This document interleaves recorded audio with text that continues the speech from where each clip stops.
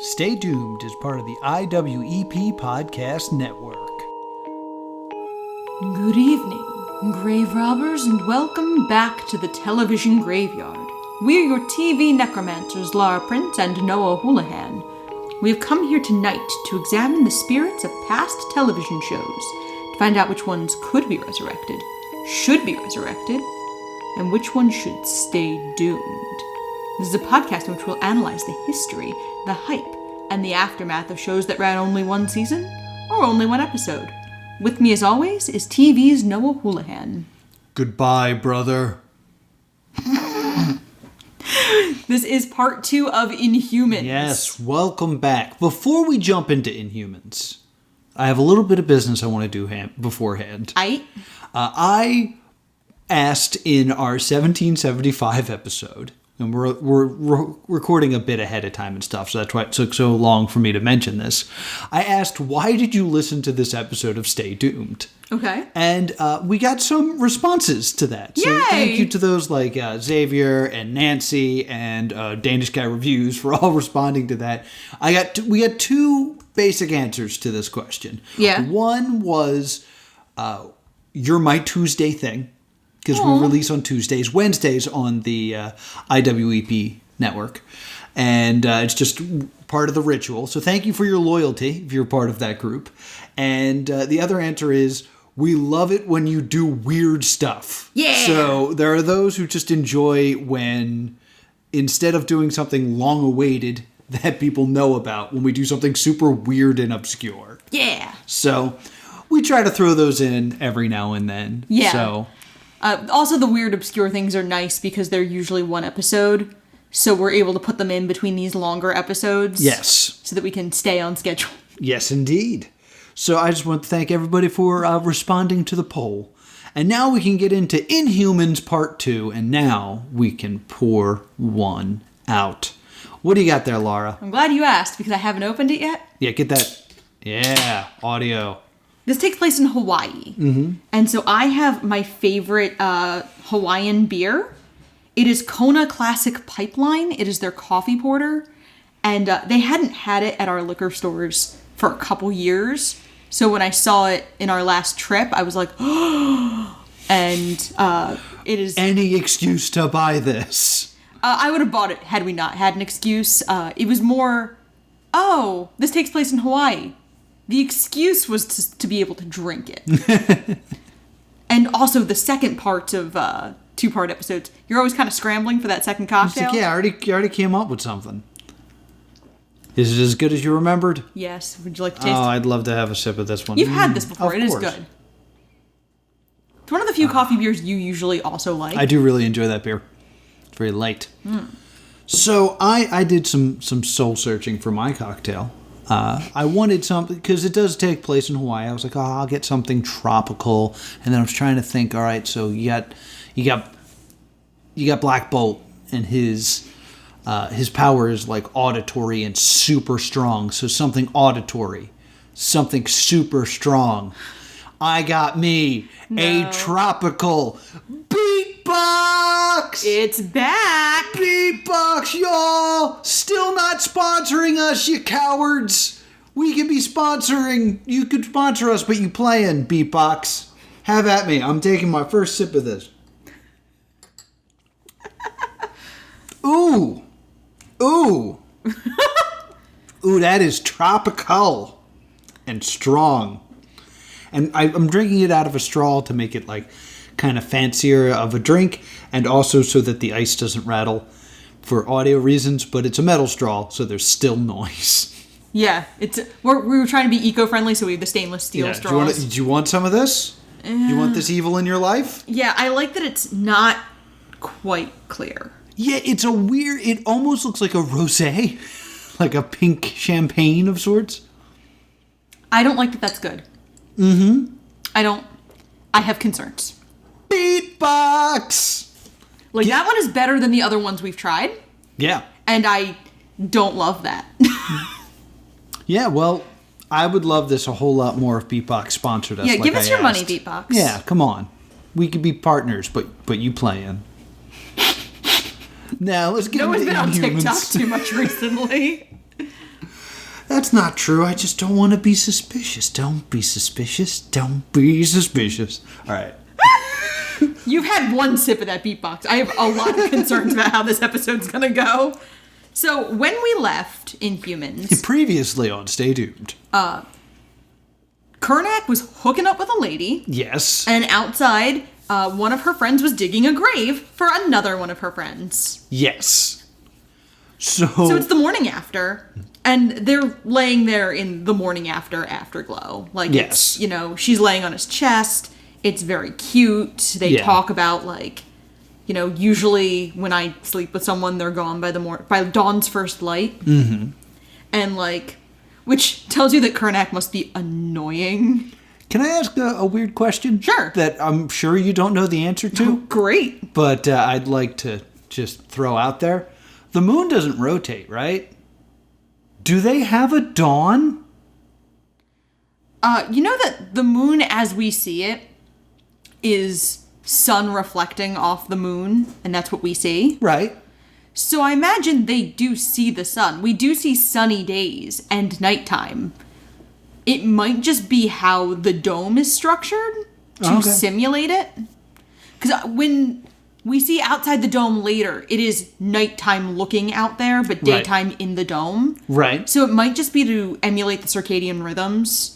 Because living in all daytime or all nighttime is not healthy for people. Right. What I'm saying is there is a dark side of the moon and there's a light side of the moon. So wouldn't there always be a side that is facing the sun? Thus, there would be no dawn on the moon. Yeah, but they live under a dome that we see is altered. Why you gotta do this? I came up with a good joke. Why are you defending the show? Because there's a lot of plot holes. I'm not gonna create more. All right. Okay, fine. So then they get out of the tent. No, wait. First, they're laying there in this kind of afterglow, and we cut to evil Nathan Drake, whose name I found out is Remo from looking it up. Remo? Yes. That is that sounds like the name you would give a bizarro Nathan Drake. Is Remo?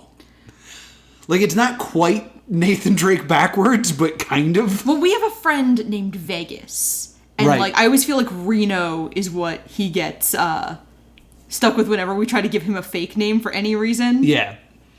So, Remo is sitting on, like, a park bench type structure. Or not a park, but like a picnic table. Yeah.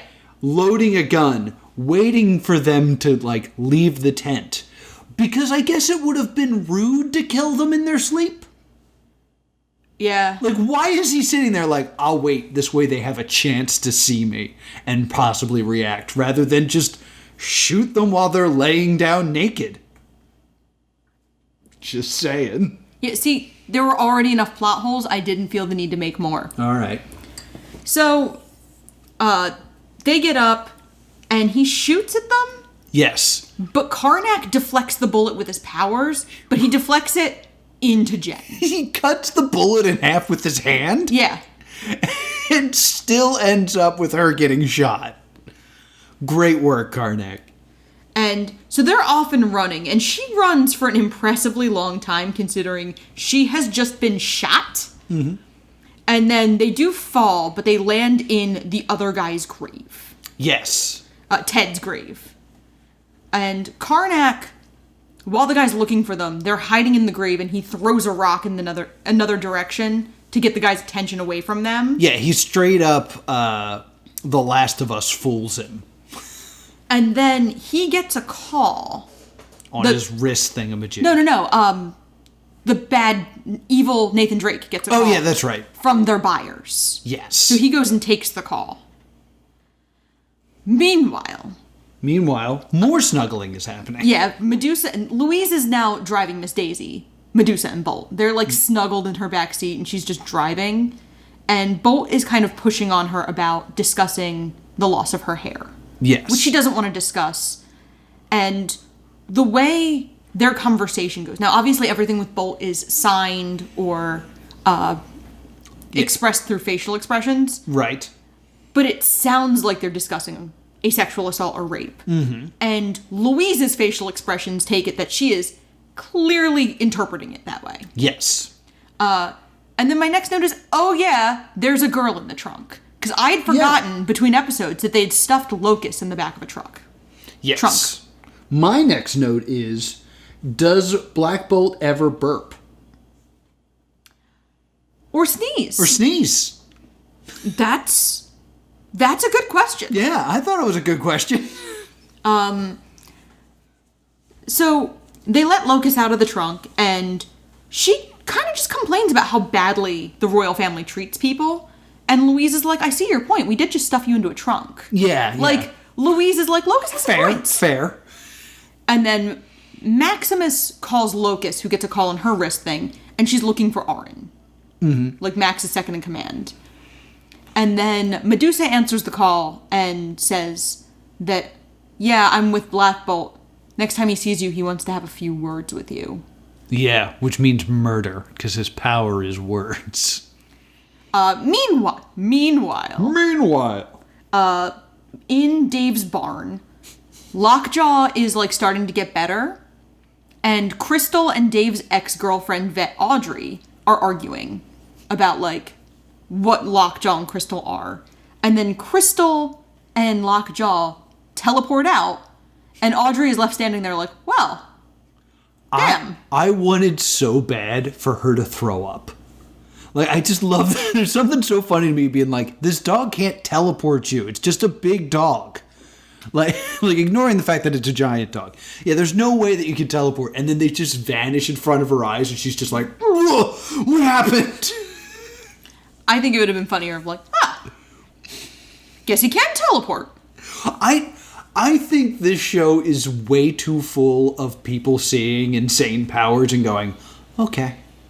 That just once I wanted a character to go, oh no! My reality is crumbling! So, we then see an autopsy scene of one of Arin's crew. We don't know his name, because he didn't get one. No, he wasn't important enough to get one. And next to him is Arin's corpse. Yes. Burned up. They probably should not have made Arin, Locust, and Flora look so similar. All dark-haired. Yes. And then Arin is, like, burned badly. Yeah. So, like, you can't even really, like, look at her face and get a strong clue of who she is. Because we then lose track of Flora. Yeah, because, like, the way Flora was different is she had white in her hair, but you wouldn't really be able to tell that if there was an explosion. Yeah. And Flora and Arin have, like, kind of different-looking eyes, which you can't tell when their eyes are closed. And they have a ton of burn makeup on. And they got tons of burn makeup on, so this is very confusing. I actually have half a page later. Where is Flora? I assume she died in the explosion? So... Because, well... we don't see her corpse right now. No, I mean, to go back, the end of season 4, there's a gas leak caused by, did I say season 4? Episode 4. Black Bolt pulls a gas canister, so there's gas everywhere, and then Mortis pulls his mask up, so there's a huge explosion, and then everyone's just on the ground. We really don't know who lives and who dies, and who tells your story. Based on what we see in that scene. Like, I was unsure which person they threw in the trunk. Yeah. Like, they imply that Mortis is alive and everyone else is just kind of questionable. Yeah, because Mortis does not get, like, taken away with them. Yeah. So, we see a flashback, because we hadn't had one of those in too long. Mm-hmm. And it's Gorgon... This is actually like a fun, cute little scene. Gorgon has stolen the American flag on the moon. Yeah, that had been placed there by Neil Armstrong. And he's like, look at this cool thing I found. I'm going to put it in my room. Yeah, and it's all faded from having been in the sun because the moon doesn't rotate, so it's constantly in the sun at all times, so there wouldn't be dawn on the moon. So it's all, like, bleached, and they actually put the wires in it, so it's not, like... flop down. Yeah. Because in the moon landing, they put wires in it so that the American flag could be seen because it's not, like, windy on the moon. Yeah, and he's just, like, really excited about having it in a way that's, like, pretty funny. And then Karnak has to, like, talk him down and be like, you can't have that. Yeah. Like... A satellite goes by that spot every 28 minutes. They're gonna notice you took that. They're gonna notice it missing and see your hoof prints. So then, like, he has to go put it back. Mm-hmm. And then we get to present day, and it's Gorgon tracking Karnak, and he finds, like, the blood spot, and for some reason knows it's Karnak. Yeah, I don't know how he would know, but he does. So then, evil Nathan Drake is talking to his buyers, and he's like, I need help getting these 2 people. Mm-hmm. And they're like, well, where's the other guy? And he was like, oh, he had an accident. And they're like, well, what did you do with him? And so he leads them to Ted's still open grave, and his buyers shoot him. Yeah, it's like, I don't like people who kill their own partners. Bang! Which makes sense. Yeah. If we find Nugget Nectar at Wegmans tonight, we have to buy 2. John has just texted us to beg. Okay. That's why I wanted to say it out loud so one of us might remember. Yes. Okay. So Maximus is in the throne room, and he wants to draft some more people to go to Earth. And he's looking through everyone's abilities. And I have this note of, so nothing came of Arin overstepping her bounds. No. Of that our plan. And no, my plan, I'm king, nah. Yeah, there's a moment maybe in episode 8. Oh yeah, but like at this point we still think Arin's dead. True. Spoiler, guys, she's not. She's not. So then Jen is in pain because she was shot. Yes. Because Karnak indirectly shot her. Yes. And then he blocks her nerves and then like magically gets the bullet out using Karnak powers. He pushes on her back that makes it shoot out her front. Yeah, like the shortest distance is a straight line. I was so upset about this because I actually did write this down. It sounded like he said it's the rare occasion where the shortest distance is between a straight line. I thought he was being sarcastic. I was so confused by this whole thing. It's a very silly, dumb moment. Yeah, it's to get the bullet out of her. Yeah. And meanwhile, we're back at the lab, and Arin sits up like the Undertaker. Yes. And then my next note, where is Flora? Arin then graphically stabs the lab assistant in the eye. Yes. When he tries to get the drop on her, because a corpse has just come back to life. She graphically in the eye stabs him, and then I laugh because in my research I find an interview where the actors playing Black Bolt and Medusa talk about how the show is for kids. Yes, because it's not. Comedy. And if you're wondering, they're still in, I want to call him Desmond, but I forget his actual... Evan Declan. Evan Declan's, like, lab where they're doing the research. And then this kind of assistant kind of just shows up to get murdered. Yes. So he shows up, he gets murdered. Hooray. Gory. Yeah, and, like, a pretty gruesome murder. LOL, remember when the actors playing Black Bolt and Medusa implied this was for kids? Ha ha ha. Then we get, like, another cute conversation with Jen and Karnak. My main takeaway here is that I really like Jen. Yeah. And she's already been shot, so I don't have a great feeling about that. Don't have a great feeling about Jen, but she is great. Meanwhile, we find Mortis with Flora. Yeah. And they have Sammy. I was shocked to Hawaiian find... friend. I was shocked to find that Flora was alive. Mortis is still alive and still the most likable character. And still annoyed. Because he's quirky and annoyed. He's relatable. Mm-hmm. And so Sammy, like, burninates the vines that Flora has bound him with. And tries to run off, but then they catch him. Mm-hmm. And that's how they know Sammy is also an Inhuman. I'd also like to point out, if you're sitting here going, who the heck is Sammy? I mean, we get you. He was made not important in the episode 4. He ran away and was assumably gone. Yeah, so, he ran away at the end of the last episode during the right before the explosion. So he's just kind of back. It's... this show's all over the place all the time. And... Maximus makes it clear to Arin, who gets in touch with him, that Declan is to not be harmed. Yes. because Declan is doing research funded by Maximus. So, don't hurt him. It turns out Maximus is using Declan for the idea that he could go through a second Terragenesis. Which we don't really know yet. We don't know that yet, but if you're watching the show, you're like, oh, that's his plan. Yeah. Like, they're going to act like it's a reveal later, but everyone watching knows what's up. And then we get the one Crystal and Dave bonding scene that we have to have for them to have a relationship. Oh, you mean the Hawaii commercial we get? Yes. Where they're at the beach.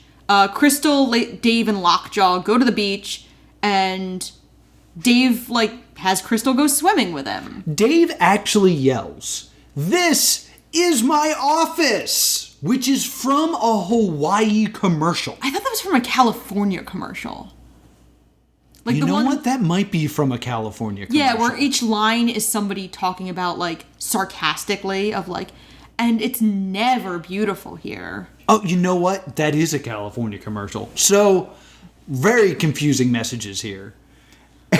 And Dave gives Crystal the advice to just hang loose. And shows her the little, hang loose hand gesture, and she tries to do it. Yeah, shaka bro. It should be noted that when given the advice to hang loose, her home town, planet, however you want to say it, is being run by a corrupt king and her family is missing. She decides to hang loose. Yes. Because Crystal is hands down the most useless character in the show. Oh yeah. Get ready. I think Crystal's entire job is to, you've seen Galaxy Quest, right? Of course. Where Gwen says her whole job is to repeat the computer. Yeah. Crystal's whole job is to have Lockjaw. Yes. But she's worse at it because every time she does take action, she screws something up. Mm-hmm. There's going to be a huge Crystal rant, I believe, at the end of the next episode. So let's jump into episode 6. Just trying actually, I do have one more note that we have a lot of episode 5 left. Yeah, I'm sorry. I know that you would love to get through this, but we do have some episode 5 left. Continue then. So, we're back to them arguing. Them being who?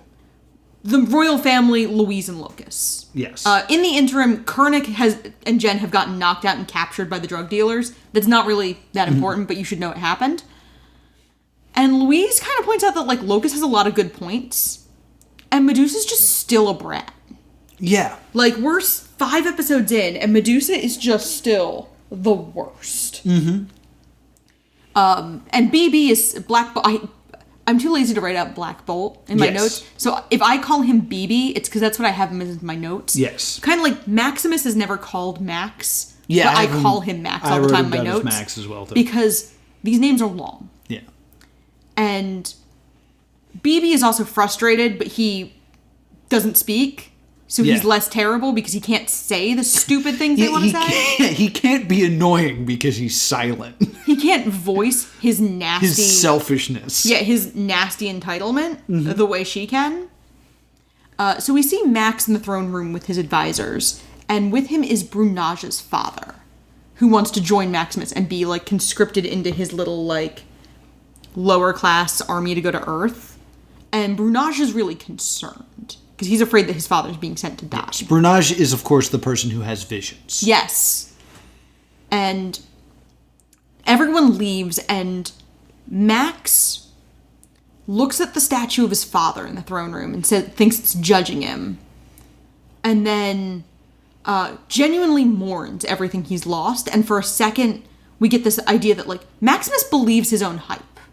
Yeah. He genuinely is upset that he had to lose his family over this. He has made a lot of sacrifices. Yeah. And no one else is in the room. So we have no reason to not believe this is who Maximus is. We are going out of our way one more time to make Maximus sympathetic.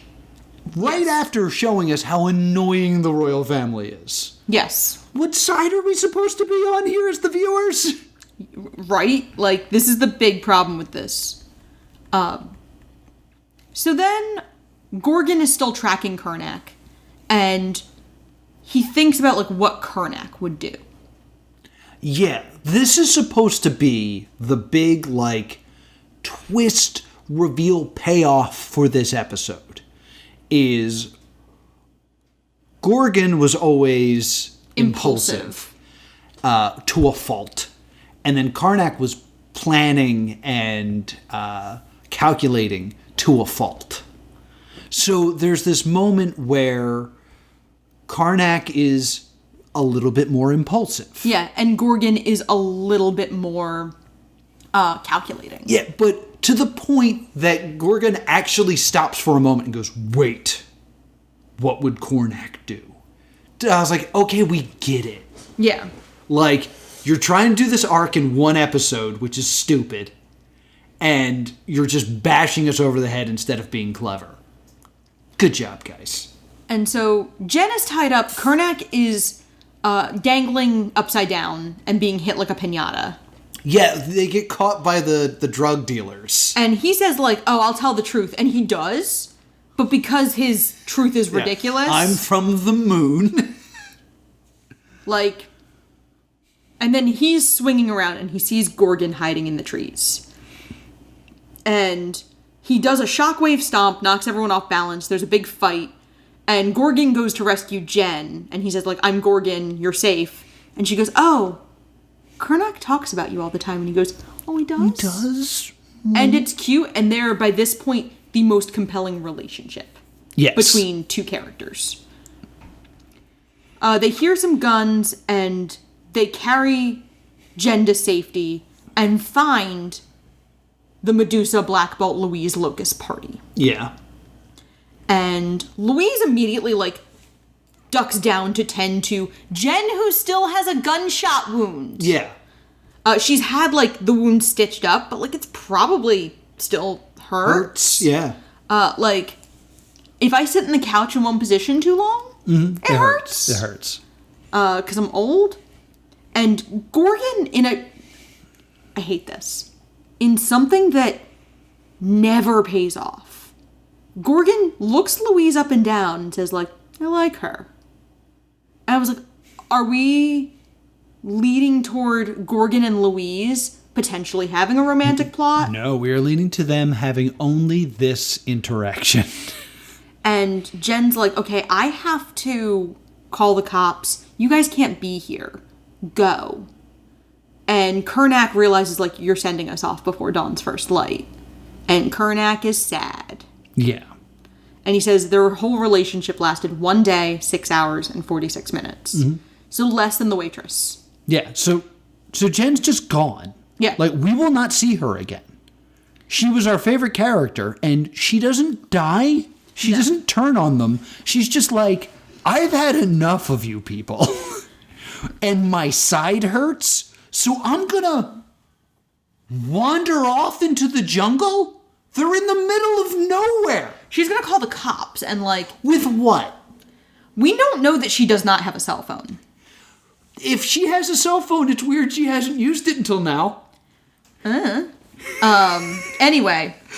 Like, from a viewing perspective, it seems like they made Jen the best character with the best relationship with Karnak. And then, halfway through the show, they were like, I gotta go wander off into the jungle now. Goodbye for some reason. She's like, I was invested in this. It's because they couldn't figure... Like, some of this... We're gonna get into this in the end. There's a lot of lazy, incompetent writing with this show. Oh, yeah. And this is one... characters being summarily dismissed in this fashion is one way to look at it. Yeah. Anyway, Locust collapses. By the way, Locust dies. Because it turns out she was shot. Well, again, a thing that just kind of happens. And she begs Black Bolt and Medusa to be the king and queen they deserve. Medusa talks at her, and I have this moment of this poor woman's last moments. Medusa still manages to make about Medusa. Yes! And Locust is like, Crystal is nearby. Mm-hmm.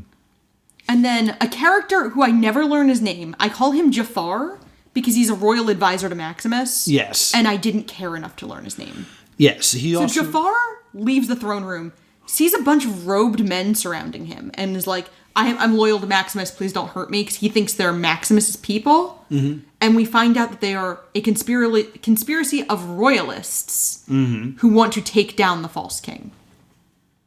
And that's episode 5. Yeah, and he says Maximus must die. So, like, the last couple minutes of this episode, a lot of stuff happens. Like, they all finally meet up together. Thank God. Jen leaves for some reason. Locust dies for some reason. And you know who we're not mentioning at all right now? Gorgon's team of Hawaiians. Oh, yeah, they're just gone. They're just gone. Gorgon, like, they were like, we're with you. And he's like, no. And they're like, we're with you. And they're like, no. And he's like, we're with you. And he's like, no. And they're like, fine.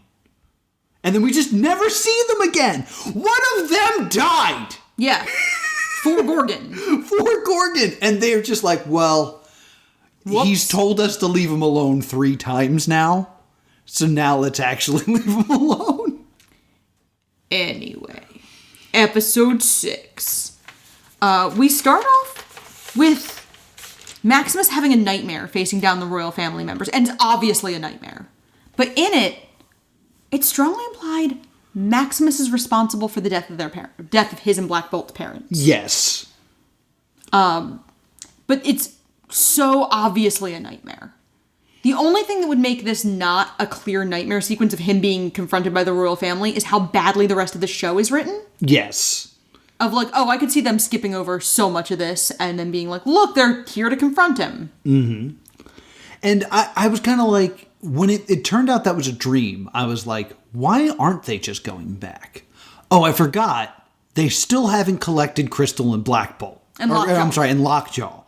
So, like, when I said they were all back together, they're missing that key point of Lockjaw. Of Lockjaw so they can go back.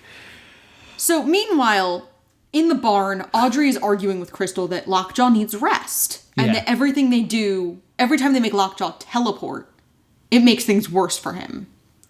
And then Audrey, we realize she's been too sympathetic. And the writers now make her want to narc on Crystal for being an Inhuman. So she tries to take a picture of Crystal's face really obviously in the dark with her cell phone. You ever take a cell phone picture at night? 5 years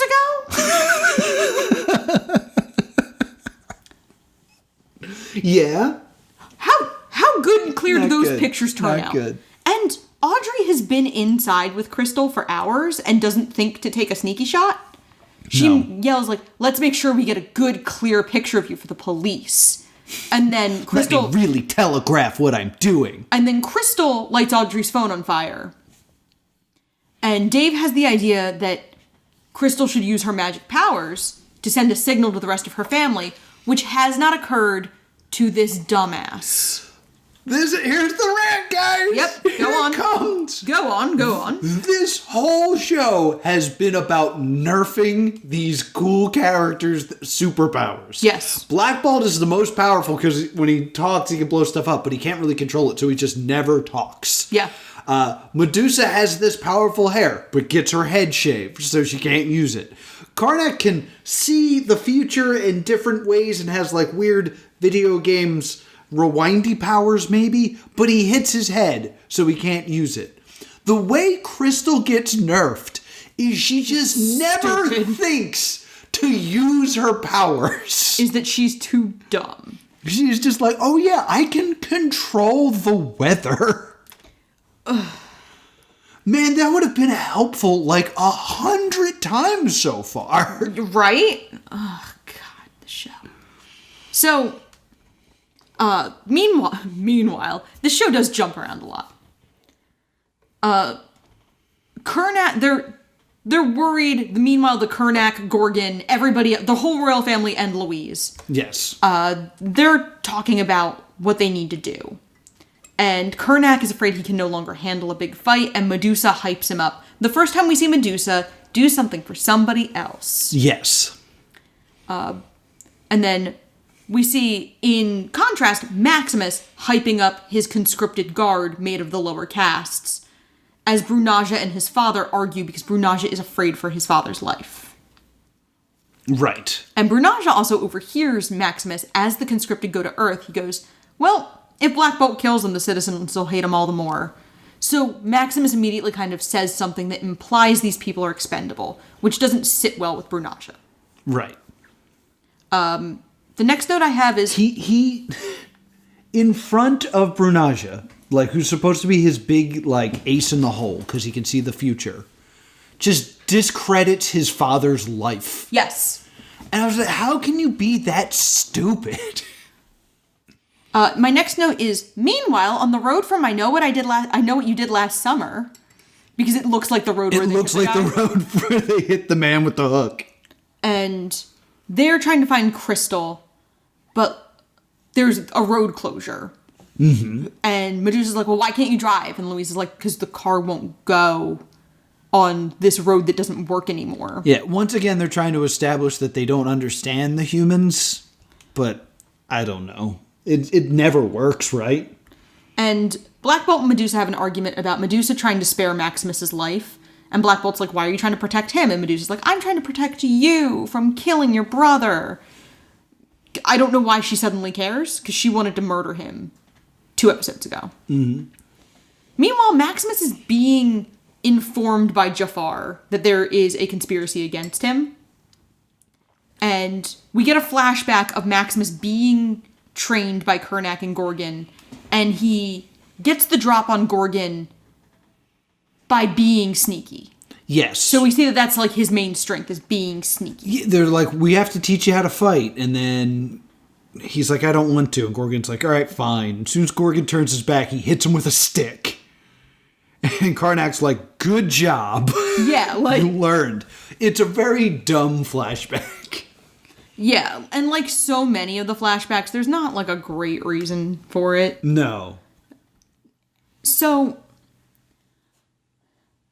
meanwhile in the lab, Declan is discussing Auron's regeneration powers with her, and he kind of implies that she's borrowing against her future lifespan every time she comes back. That was a great way to explain it that I don't think they say in the show. Yeah. I think they don't. your words are much better than what is explained to us. Yeah, like, she mentions, like, my powers might not work as well anymore. Mm-hmm. But not that she's kind of borrowing against herself. Yeah. And that there is a limit to how much and how often she can regenerate. Mm-hmm. Then Dave and Crystal find a high point, and Crystal starts setting off lightning in the shape of the royal crest, which no one notices but Louise. Yeah. And Louise is like, that's weird. Lightning never strikes twice in the same place. And then they're like, oh, it's the royal crest. We should go get our sister. Maybe it's my sister who can control the weather. Yeah. Like, what? Oh, God, they're all so dumb. And during this, Brunasha has a vision about Maximus and Jafar, but he claims he can't see it very clearly. And he says it's because he's worried about his father. And Maximus is, like, consoling toward him. Yes.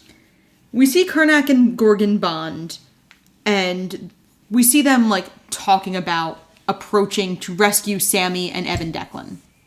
Because just Kernak and Gorgon are on this rescue mission. Mm-hmm.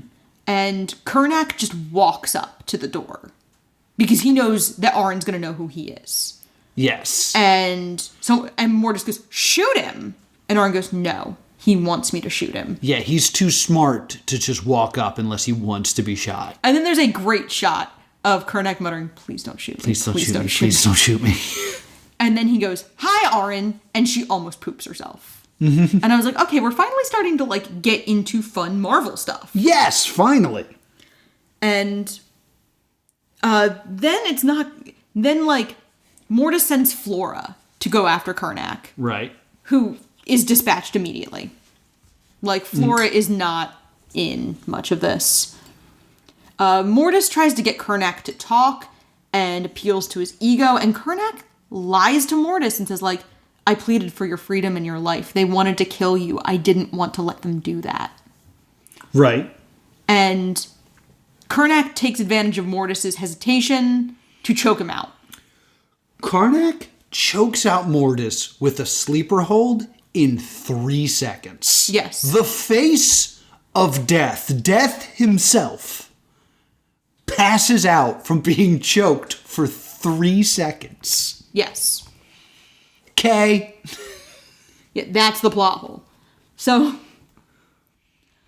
they also find out Sammy is Inhuman and assure Sammy that he's not a freak. Yes. So enjoy that, because I don't think we see Sammy again after this episode. Yeah. He's not useful anymore, I guess. I don't know why Sammy disappears. And Karnak scares Brunaha's dad, puts him in a sleeper hold as well. And yes, Auron and Gorgon fight, but she surrenders pretty quickly because Gorgon is the best fighter in Adelan, and Auron is worried about her own regeneration powers. Right. Declan and Karnak tell each other the parts of the plot they don't know. Mm-hmm. Declan's paying for research. Maximus is the king. He deposed Black Bolt. Dave and Crystal are still in the High Point making lightning. They make out, and that's when her whole family shows up. And they have, like, that kind of little moment of Louise going like, look, there are good people. I'm a good person. Dave's a good person. Mm-hmm. Not all humans are out to kill Inhumans. Right. So Mortis wakes up and is going after Gorgon. And Auron's like, Mortis has nothing to lose now. He's going to take down this building with all of us in it. Mm-hmm. Like, he'll kill us all.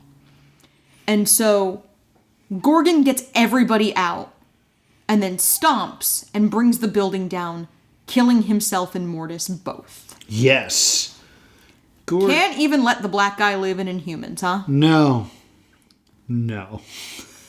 So then we get another scene in Dave's barn. Louise gets to meet Lockjaw, and Louise has an extremely relatable response to Lockjaw. Big puppy! Look at the big puppy! And then cops pull up. Yes. And Dave goes outside to talk to the cops, and Audrey shows up with the cops. Yes. Saying, like, there's a big alien dog in here, blah, blah, blah. Well, I love this because the cop then says, I want to see a big alien dog. Relatable!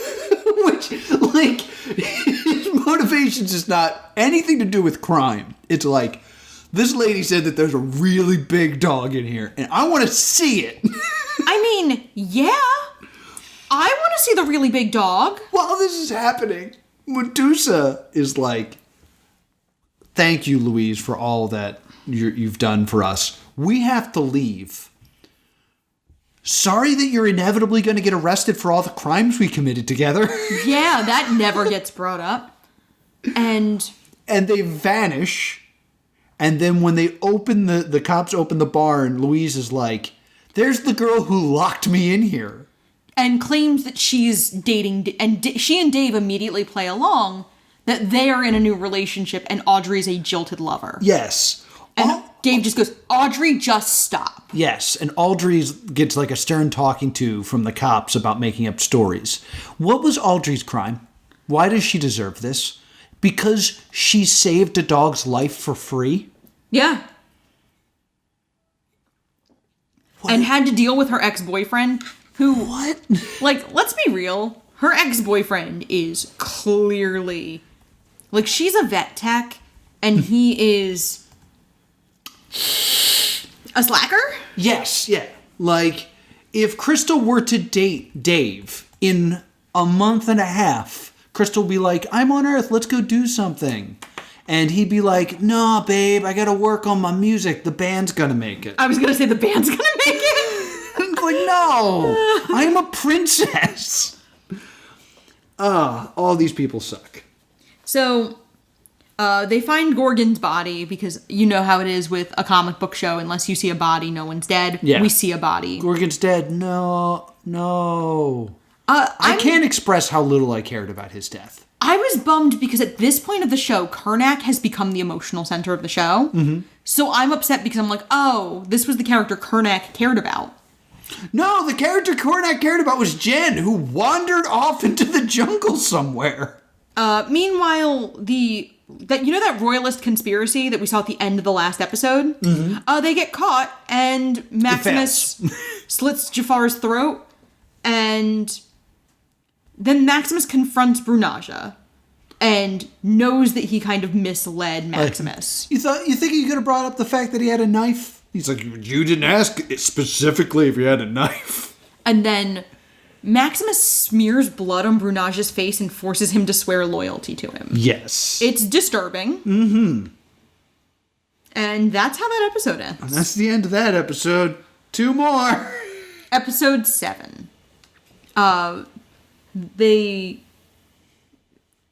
It starts with Maximus basically revealing that he wants a second Terragenesis. Yeah. Is his whole plan. Which, we're on episode 7 of 8. And this is the first time that he has openly stated that the reason he's king is for selfish reasons. Yeah.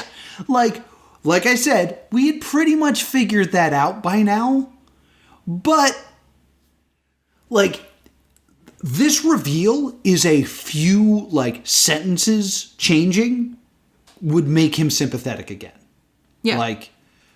I'm finally going to get the Terragenesis that I was denied so they wouldn't make fun of me anymore. Had they added those sentences, Maximus would have just been completely pure in his intentions. This is the only time where they openly make his intentions somewhat selfish. So, Black Bolt holds all of Orin's people hostage. And they hold a small funeral for Gorgon. And then Kurnak, in a fit of pique, breaks Orin's neck. And is going to return. They know she's going to come back. Yeah. So they just are like, okay, they're sending her back dead to Maximus. Yes. Everyone knows she's going to come back and be fine, but it's to send a message. I think we might have also missed something. I don't know if it's happened quite yet. Okay. But we have a surprise return. Yeah. That turns out the fish man from episode 1 that died in the opening is alive. What is his name? Triton? No, we have not hit that. We haven't hit that yet? We are about to. Okay, I'm sorry. This is what I was talking about of trust me when I'm doing the summaries a little bit. Okay, I just was trying to make a joke. Okay, I love you. So then Crystal goes to Maximus and we want parlay, which is something most of us only know from the Pirates of the Caribbean movies. Yes. She tells Maximus Gorgon is dead and we're returning your people to you in an act of good faith. And Medusa and Black Bolt are having a conversation, and Lockjaw howls mournfully as they see someone approach. Mm-hmm. It's Triton! Yeah! Hey, do you remember me from the first episode? No? Because I wasn't that important? From the first scene of the pilot and then never seen again? Oh, well, I'm here. You might not have known this about me, but my name's Triton. My power is swimming, and I have knives. And I'm back. You care about this. And I'm not the guy from Angel. Crystal and Medusa embrace him joyfully, and Lockjaw takes a nap. That's literally what happens. And we find out that Triton faking his death was part of Black Bolt's plan. Yes. Black Bolt has a lot of secrets, probably because he can't talk. There's also this kind of, okay, we don't have Gorgon anymore, so now we have Triton. Yes. We have Gorgon at home. Gorgon at home is Triton.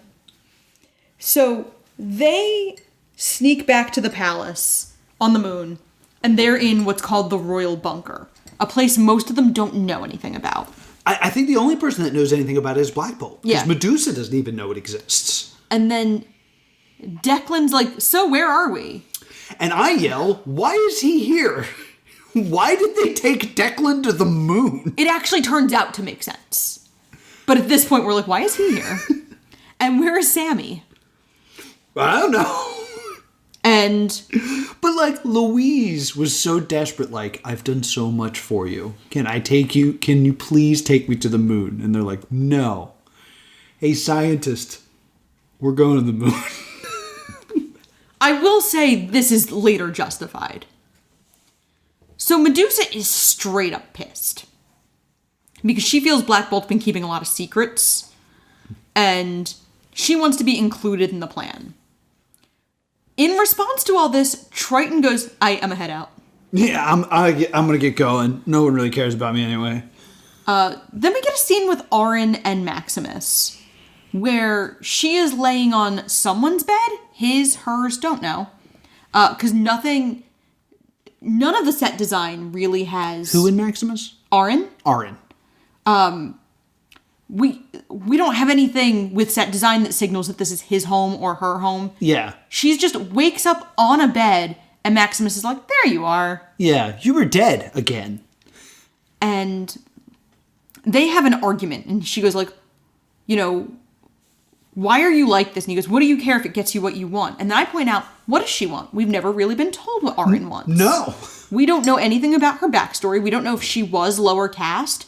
It's implied she was a fighter and a soldier because Gorgon trained her. Yeah. Which I feel like the soldiers are higher caste because the two main soldiers we know are Gorgon and Kurnak. Yeah. And Triton.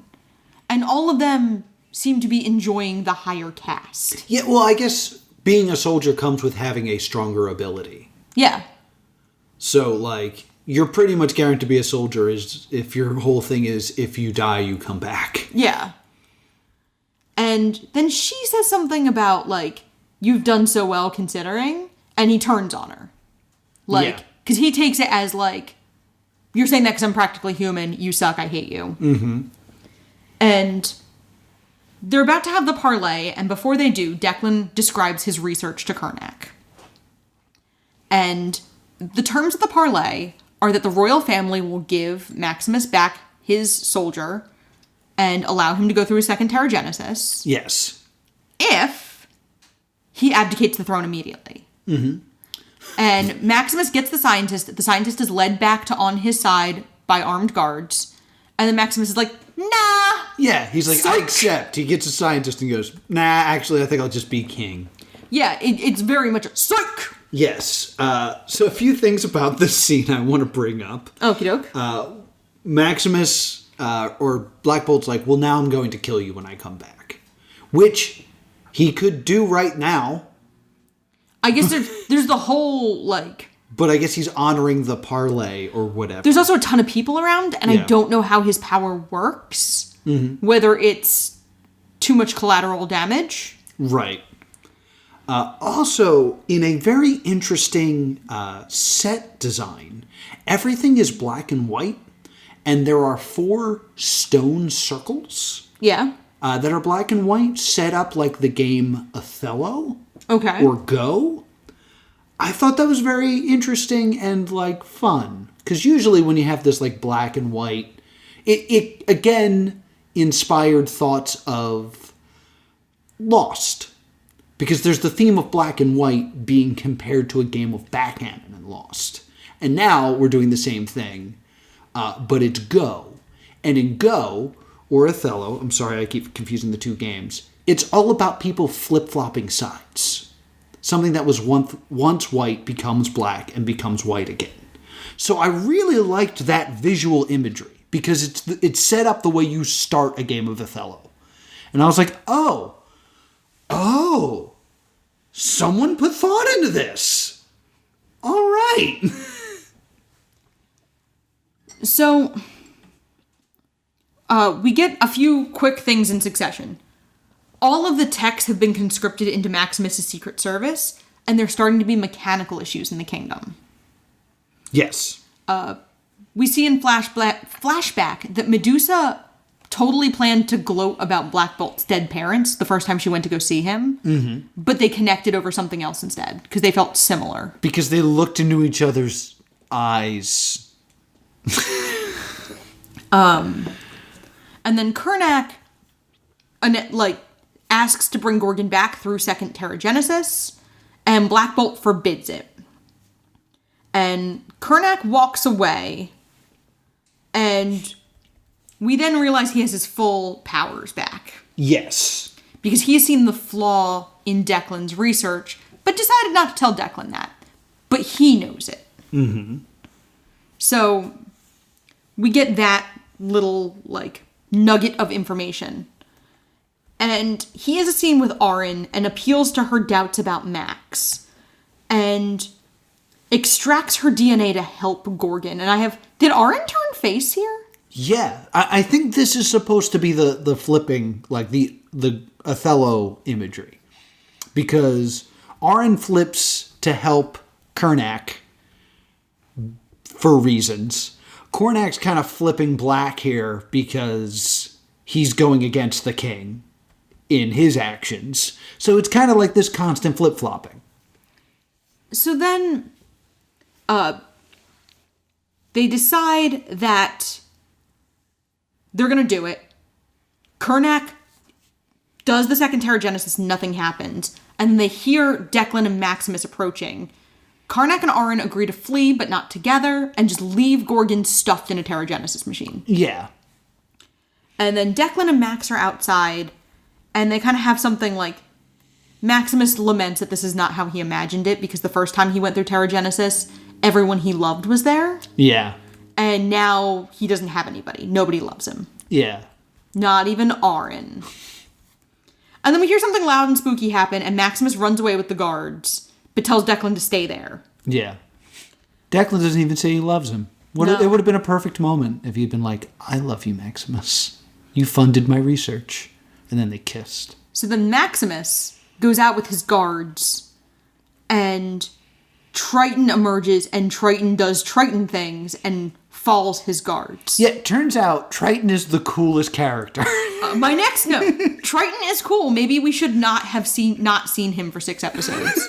Because he's pretty delightful in He's this killing sequence. everyone like he's freaking, like, Assassin's Creed. His inhuman power is that he's an action hero from the early 2000s. He's got like a sick song with it, too. Yeah.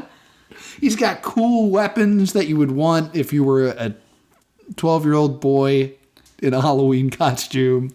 So then Triton beats Maximus in hand-to-hand combat, and they bring Maximus to the bunker. And we find out that Maximus has initiated a failsafe that all of Adelan will die when a protective dome is, and if he doesn't stick his hand in the scanner every so often, the dome will fall apart. Yeah, basically, there's a self-destruct that he has to stop from happening every hour. And then I have a note, we finally remember to make Maximus evil. Yeah. And then... Finally, we are towards the end of episode 7. And then the post-credit scene is that Declan hears something, and Gorgon has awakened in the Terragenesis machine. Mm-hmm. This is easily the best episode so far, and it also had the least crystal, even better. I want to just make a small note here, just because it's a thing that I noticed, especially in these episodes. Yeah? Everyone's eyes are so shiny and wet. Yes. Like, so often you can see something being reflected in their eyes. Yeah, it's probably like bad lighting, or... Like, it's done enough that I think it's purposeful, but I don't know why. So, last episode. Here we go. Here. The finale of Inhumans. So, now they that all die. The end. What do you think? No, I'm kidding. Now that they know Maximus has this kill switch, Black Bolt says, like, okay, we need to make a plan to potentially evacuate Adelan if it comes to it. And so that's what, like, Medusa, Crystal, and Lockjaw are up to. Medusa shows up at Louise's, and Louise begs to go to the moon. Yes. And that's kind of like Louise's terms. Louise is like, I learned to negotiate, which is really hard for women, and I want to go to the moon. And Medusa's like, no, we're leaving the moon. Yeah. You need to help me. So Louise is going to take her to her boss that we haven't seen in 8 episodes. Yes. Meanwhile, Karnak gets arrested and is... Well, before we get to that, there's something very important, maybe, that happens, where there's an argument between Black Bolt and Maximus. And, like, Maximus is like, oh, you're so pompous and all this other stuff. Because you have this... Your voice is this big power that is supposed to be to protect us from our greatest enemy, the humans. And Black Bolt signs, not the humans. Implying that there is something else that Black Bolt knows about. Yeah. That he's been trying to protect the Inhumans from. Yes. So this is the season 2 hook. Yes. Is whatever this would have been. I don't know what it is, because they don't tell us. Yeah, because I actually have a note there of he unpacks his bitterness at Black Bolt. You went into a lot more detail than my notes did. Yeah. I'm going to freak out about it a lot later, so I wanted to make sure that we have that. Karnak gets apprehended. He gets thrown into the quiet room. Help! No! How does Karnak get surprised? And then Gorgon also gets thrown into the quiet room. Because surprise, he's alive. Well, yeah, we established that in the last episode. He also... Yeah, Karnak doesn't know that. Yeah, but Gorgon also murders Declan. So that happens. He throws him in, he murders him, throws him into a Terragenesis cell. Quiet Duolingo owl. Mm-hmm. So this whole episode is a race against time for against the failure of the dome. Yes. I also want to point out how Karnak gets, how Gorgon gets captured. Yeah. Karnak, let's try this again. Gorgon runs at this one woman who I have nicknamed Lady Purple Nap Time. Because Gorgon just runs at this woman, she waves her arms, something purple happens, and then he falls asleep, and then we never see this woman again. Oh, yeah. Who the hell is Lady Purple Nap Time? So, Gorgon throws Karnak against the wall in a rage, and Karnak begs Gorgon not to kill him and says, I understand, I did this against your will. And they kind of have this moment of bonding.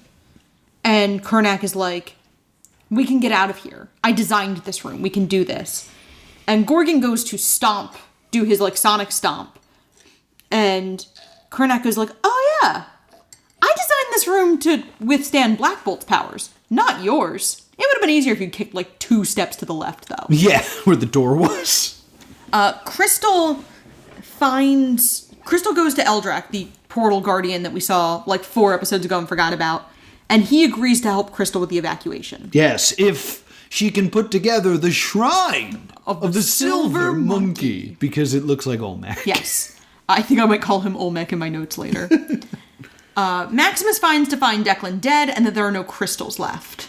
Yes. He calls for Brunaja, and he makes Brunaja see a prophecy that he will be the undisputed king of Adelan, and Black Bolt will be gone. Yes. If you are listening to this, and you have not watched Inhumans, the prophecy states, by the end of this, you will be the undisputed king of Adelan, and Black Bolt will be gone. If you don't know what happens, pause this right now and leave a comment of what you think that probably means.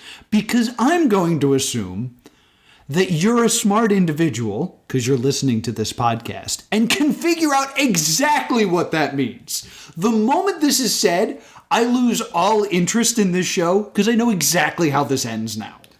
So Louise brings Medusa to her boss on Earth, and her boss is like, what is this crap? You're insane. And then Crystal shows up with Lockjaw, and Louise's boss is like, oh, I guess we're going to go talk to my boss now. Louise's boss throws up, just like the vet does.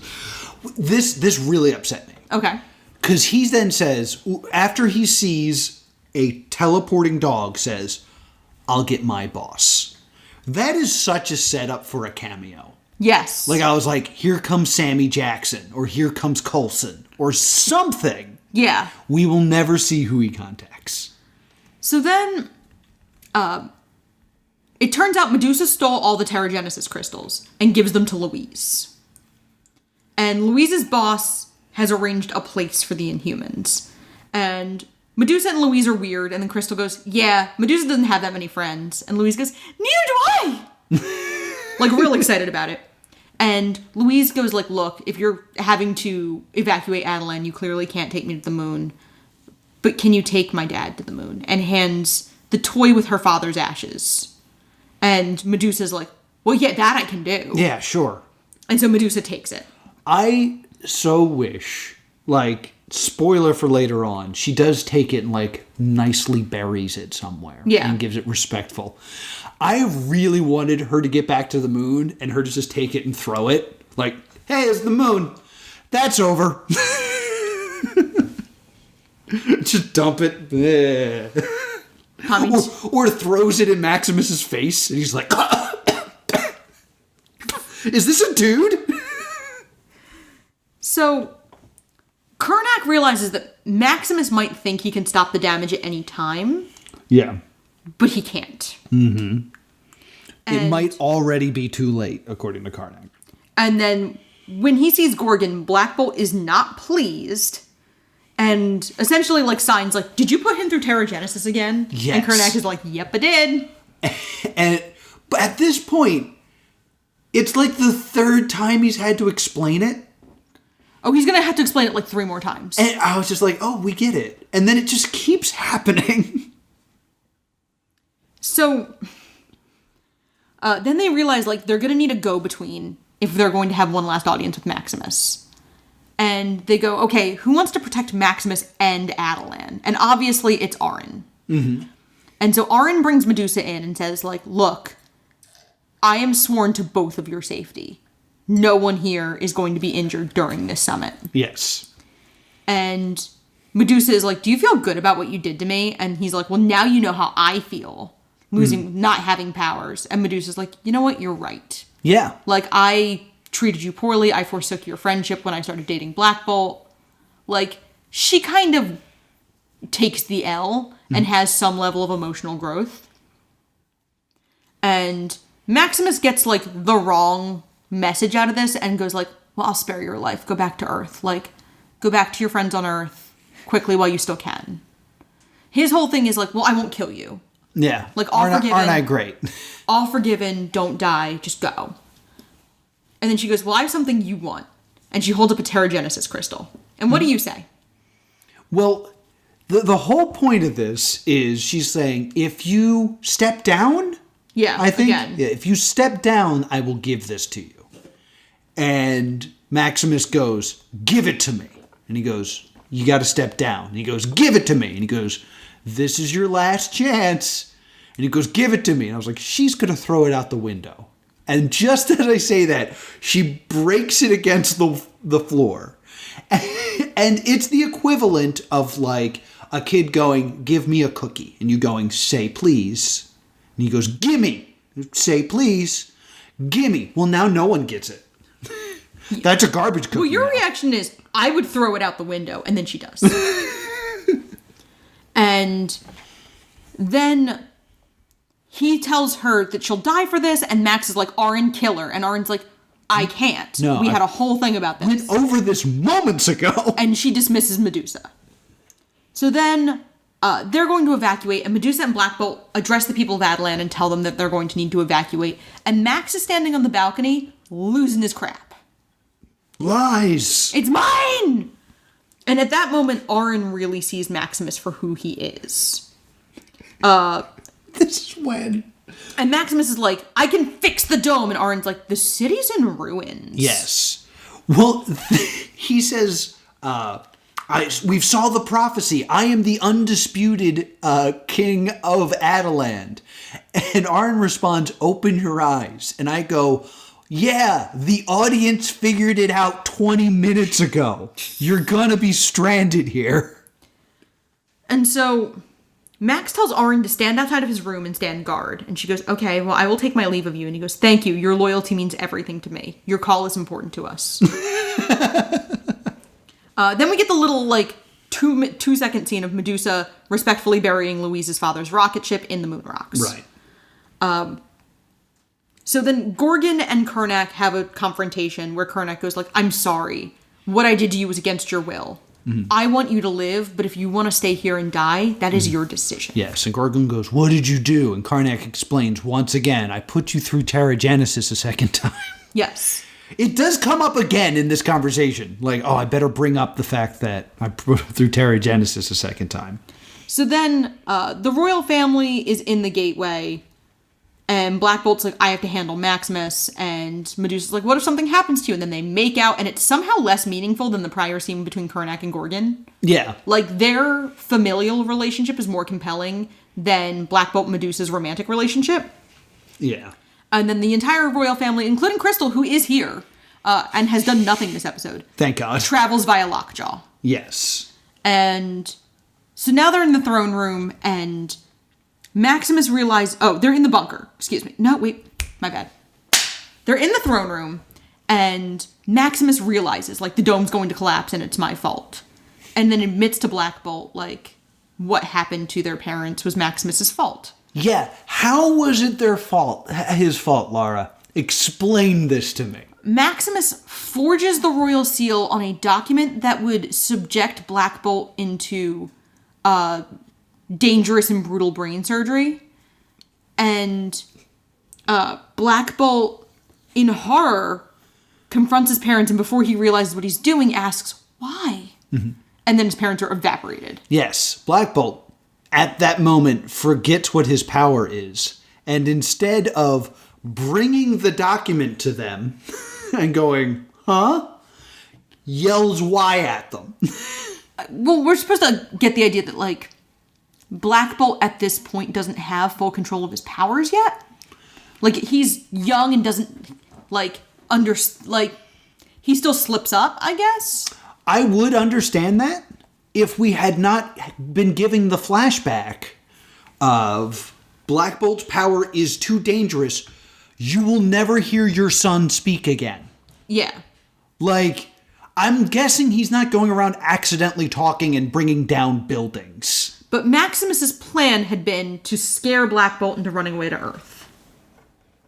Not for him to kill their parents. This is all so stupid. So then Maximus is like, just kill me now too. And we get a close-up on Black Bolt's mouth. And then... like, you see his teeth? And then in the scene, Black Bolt's fist drifts into view, and he punches Maximus right in the face. Yes. Maximus wakes up in the bunker. And we establish that there's enough food and water in the bunker to last for eternity. Mm-hmm.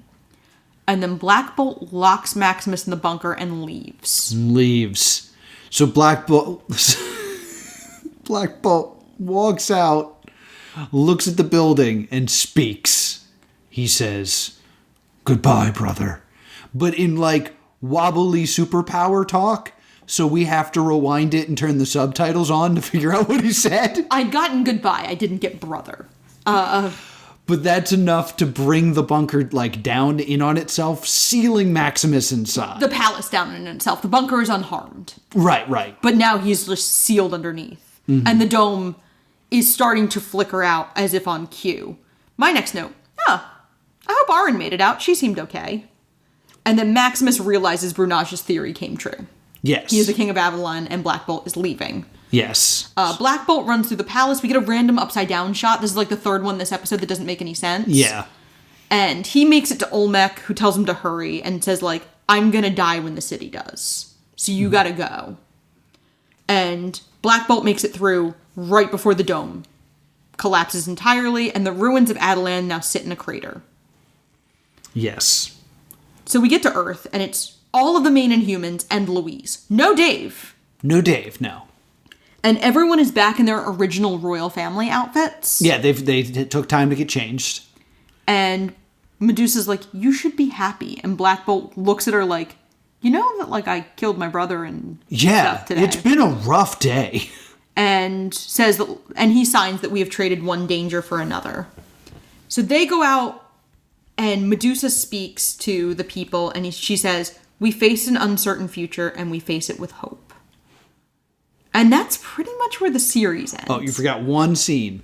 I did, apparently, because I don't have the notes here. The throne then weirdly glows. Oh, yeah. To set up something for season 2. And that is Inhumans.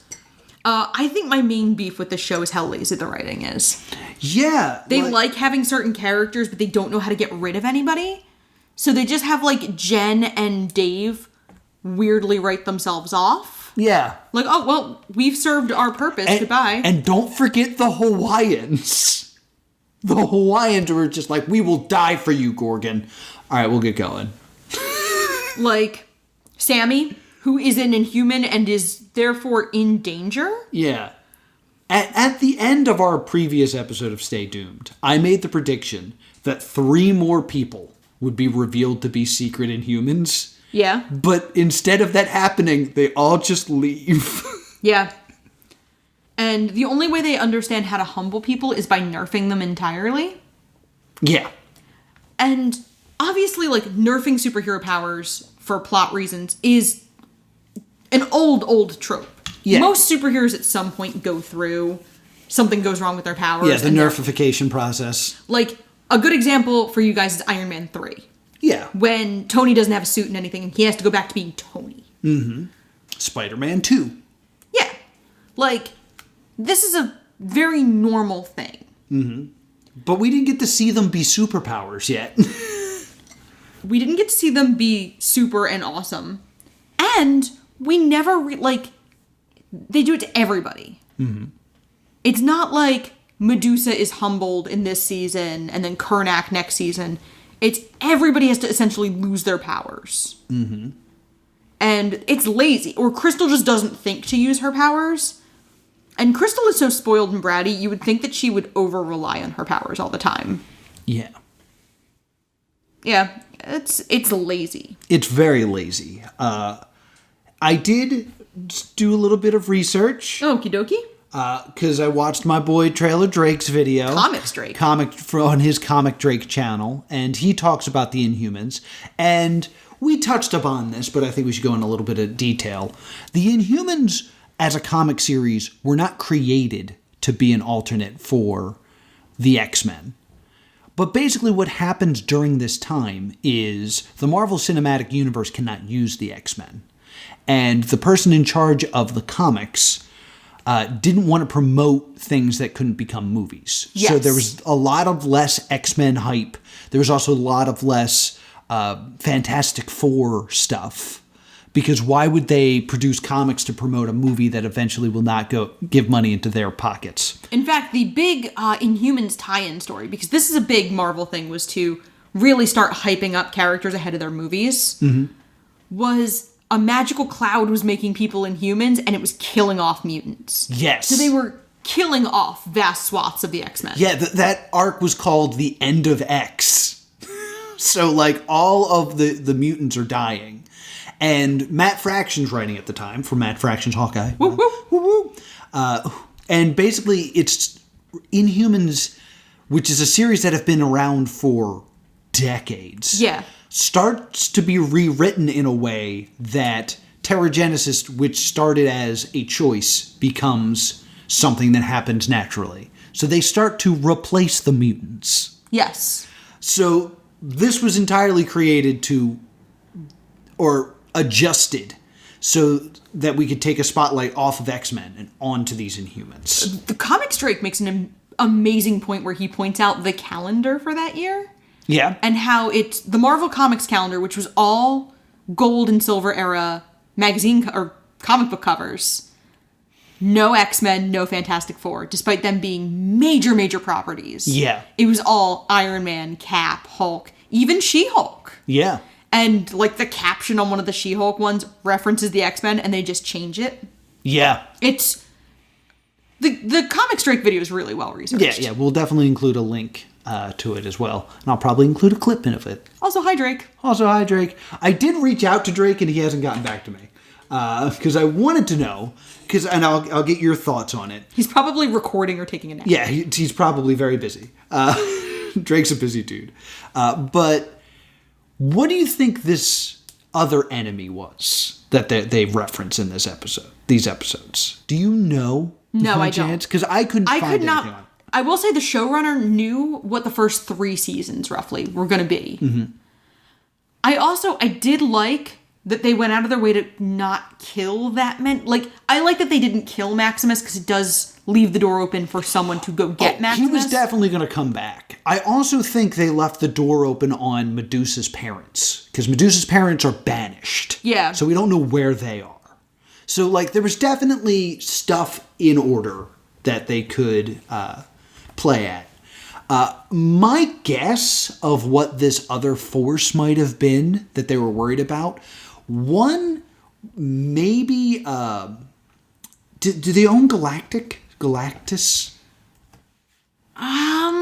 Because I know they don't own Surfer. I'm trying to remember if Galactus shows up in Rise of the Silver Surfer. I don't know if he does, because I didn't see that movie. Because I was trying to think, what's a big threat that we haven't seen yet?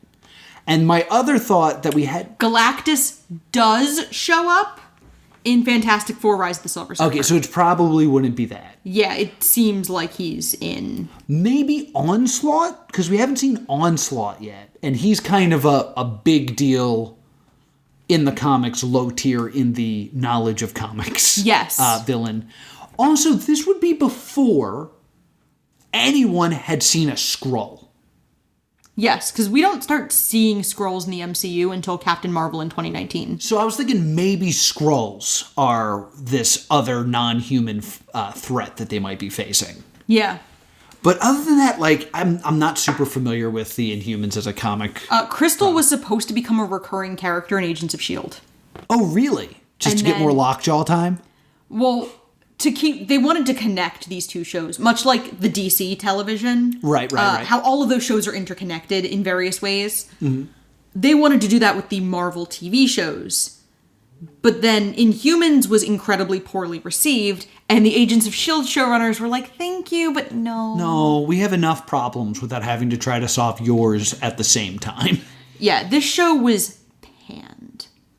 I will say, the last couple episodes do pick up significantly. Medusa becomes a less annoying character. More stuff happens. Yeah, but by this point, most people have probably fallen off watching. And this is... Inhumans wasn't really streaming. 2017 is, like, kind of just before. It is not until episode 7 that the characters who are at odds are in the same room. Yeah. I mean, it's not until episode 6 that the characters are in the same room. Yeah, like, they're always so separated. Like, the major bad guy for the first couple episodes is evil Nathan Drake. And I do really despise how those plots were picked up and dropped. Of, like, we never see any of those people again. I really wanted evil Nathan Drake to get out of the grave and be an Inhuman. Oh, that would have been... I really wanted that. That would have been interesting. Yeah. So we can't have that. Yeah, that's just... We clearly, like, we don't kill Jen or Dave so that they can maybe come back. Mm-hmm. But they're not that important, so maybe they don't come back. Yeah. Or Sammy. Sammy, I think, was the most egregious character we dropped. Yeah. Because, like, think of the value of Sammy to the royal family. He is someone loyal to them that is an Inhuman that no one in Adelan knows has powers. Yeah. Like, he would show up and everyone would be like, well, who's this guy and what can he do? Yeah. That's powerful. And it's also, you know, Hawaiian representation on the show that takes place in Hawaii. Yeah. And he's the most senior's a weird word. He is the most prominent ethnic Hawaiian character, and they drop him. Like, how, like... Because, like, Dave and Louise is not from Hawaii, and Dave is white. Yeah. But, like, I could totally see the scene where they stumble upon Sammy after he's, like, he's killed someone, and there's just, like, a body next to him. And then people run in with guns, and, like, who's this guy? And Sammy could just be like, I have laser eyes. And everyone would be like, oh no, he has laser eyes. And then they run away. I also want to mention how many people the royal family I was there kills. when Mortis died. Yeah. Like, kind of a half lie. Yeah. I also want to point out that the royal family kills hundreds of people. Like, Triton alone kills a room full of people. Yeah. Maximus killed a person. Well, Maximus Granted, he's going to exterminate everybody on the moon. Maximus has a bunch of people killed. Maximus has the conspirators killed. He has the Genetic Council Are banished. Oh, okay. The Genetic Council is banished. The conspirators are killed. He directly kills his advisor and has Aaron kill the head of the Genetic Council. So it's not exactly a bloodless coup. Yeah. It was rather bloodless until episode 5. Yeah, it was bloodless until they realized he was too sympathetic. Yeah. Any more fun facts to talk about here about this show? No, I do think it's super interesting that it appeared in IMAX for... That's so wild to me. And it was like a big deal. It was a sneak preview about a month before the show actually aired. I vaguely remember this now that we're talking about it. I remember it, but I remember being like, I'm not paying to go watch a TV show. Because I remember having this conversation of like, are we supposed to go see this? Like, is that in our bones that we have to do as nerds? But the advanced, like, all of the advanced hype for this was bad. Yeah. Yeah, the advanced hype for this was really bad. Everybody hated Medusa's hair. I know that. And there was a panel in, like, the ABC upfronts that just turned to hell in a handbasket. Like, the showrunners didn't want to answer questions, and the audience kind of turned on them, and they actually called off the panel early. Really? Yeah, like, so there was a lot of bad advance hype even before this. I wish we had watched that panel. And you know what took out Inhumans out of the IMAX theaters? What? It. Yeah, the Stephen King Pennywise movie. Oh. Just was a runaway hit that nobody saw coming. So they needed the theater space? Yeah, they wanted those IMAX screens for it, which was a runaway, unpredictable hit because it was... There are not a lot of, like, R-rated runaway hits like that. I think that's something, like, when we look back on, like, the history of movie theaters, that we will discuss a lot is the fact that IMAX became this big thing, but there was still only one theater per location. So there was, like, a battle to have that slot because IMAX tickets cost more. And IMAX, when a movie is shot for IMAX, it can be incredible. Yes. I've heard great things about seeing Dune in IMAX. Yeah. Because Dune was shot with that in mind. This show was shot for TV. That's a really good point. So TV. This was shot to be watched at your house. Yeah, and I think this is a major point that we need to bring up. There has been, at this point, at the point where this is airing, a lot of Marvel stuff. Yeah. Like, there's been movies, and mostly just movies, and Agents of S.H.I.E.L.D., really. Yeah.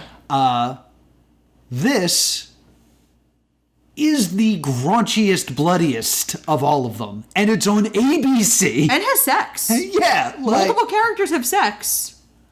Which isn't done most other Marvel properties. it's so weird to be like, we're saving the blood for network television. Like, wait, what? Okay. Yeah, this... We want as many children to see this, so we want it beamed directly into their homes. So this was a rough one. Yeah, so it's verdict time. This is a stay doomed. Stay doomed for you? Yeah, I mean, episode 7 and 8 were a massive upturn. Yeah. But by the time we got to that, I have to figure most people had stopped watching. Yeah. For me, like, I'm going to be honest, I had a good time watching it. Mostly, I think, because I like a lot of the actors. Yeah. Because I watched Lost. Yeah, Anson Mount, who plays Black Bolt, had already been cast in Star Trek Discovery as Christopher Pike before Inhumans was technically canceled. Yeah, he saw the writing on the wall. Yeah. I liked him. I liked Declan, because he was Desmond from Lost. I like Kernak, because he was Miles from Lost. But, like, did I enjoy watching the show? Yeah. Would I want to watch more of it? No. Like, honestly, yes, but not for the right reasons. Like, if you told me, hey, Inhumans Season 2 is coming, I would just laugh at you. Be like, really? Why? This is going to be terrible. Yeah, I think we probably watch the first couple episodes of Season 2 and then just fall off it. Yeah. It would never be appointment television. Never. So it's a stay doomed. This show feels like it would punish you for watching it week to week. Yeah. Like, I didn't hate this show because we were watching one episode a day. Yeah. So we didn't have to wait a week in their, like, awkwardly engineered cliffhangers. Yes. I liked this more than Turn Up Charlie. This was twice as long as Turn Up Charlie. Damned with faint praise. And did not feel nearly as long as Turn Up Charlie did. Yes. I agree with that. So, what are we watching next week? So, gentle readers, gentle listeners, it's that special time of year again. Razzie Month! Razzie Month! Yes. We have gotten our ballots to vote in the 42nd annual Razzie Awards because we are now Razzie voters. Yeah, we do not know what the nominations are, but what we've received is basically a short list of, like, hey, these are things that we think are pretty bad. And you can write in whatever you want. Yes. So... That being said, when you look at the movies that keep coming up in their suggested nominations... Yeah. You can see the writing on the wall for certain things. Yeah, so we're going to go ahead and push all our chips into the middle of the table and assume that this movie will be nominated. And we will start Razzie Month next week with, on Netflix? Netflix. Diana the Musical. This one kind of feels like it's coming for me where I live. Mm-hmm. They're like, it is what is called a pro shot. Did you watch Hamilton during lockdown? That's what this is. It's the same kind of thing of it is an empty theater being filmed. Yes. For Diana the Musical, which, if you'd like to see it on stage, too bad. Right. It's already closed. Yes. So, it is a pro shot of a musical based on the life of Diana, Princess of Wales. Yes. I am, not gonna lie, pretty excited. Pretty excited for it. Also, spoiler, I don't want to give away all the secrets that the Razzie folks were nice enough to give us as members of that. But I will say, currently missing from the shortlist of worst films was Dear Evan Hansen, which we are able to do write-ins. And I'm writing it in. We are writing it in. I will say, Dear Evan Hansen was the most fun I had in a movie theater in 2021. Dear Evan Hansen was the most fun I had in 2021. We attended several friends' weddings. That being said, I think at least one bride and groom might agree with us. Yeah, it was so fun. Dear Evan Hansen was literally my birthday party. Yeah. It was my birthday party. You rented a theater very kindly, and we watched Dear Evan Hansen, just the six of us in the theater. Yes, and it was laughed and laughed and laughed. We'll be actually doing that again soon. Yes, I rented a theater for Jackass Forever. Yeah, super excited.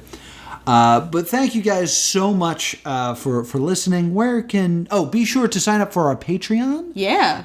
Currently, by the time this gets out, the new crowdfund crypt may be up about our absolutely favorite non-Disney amusement park attractions. Yes.